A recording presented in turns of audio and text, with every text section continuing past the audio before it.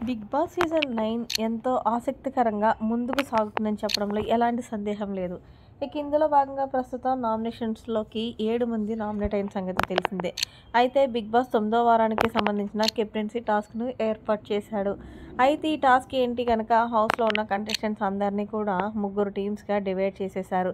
ఇక ఇందులో భాగంగానే ఎవరెవరు ఈ టీంలో ఉన్నారు అనేది ఒక్కసారి చూస్తే పింక్ టీంలో తనుజ, ఇమాన్యుయల్, రాము, గౌరవ్, ఇక బ్లూ టీంలో నిఖిల్, పవన్, రీతు, భరణి, ఇక ఆరెంజ్ టీంలో శ్రీనివాస్, దివ్య, సుమన్, కళ్యాణ్.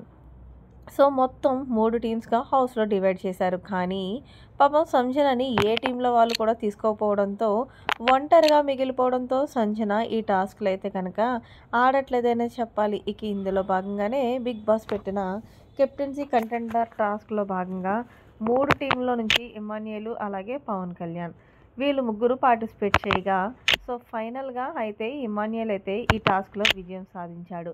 మొదటి లెవెల్ టాస్క్‌లో సో మొత్తానికి ఏ టీం వాళ్ళైతే విన్నర్‌గా నిలుస్తారో ఆ టీం సభ్యులు మాత్రమే కెప్టెన్సీ కంటెండర్‌గా నిలుస్తారు.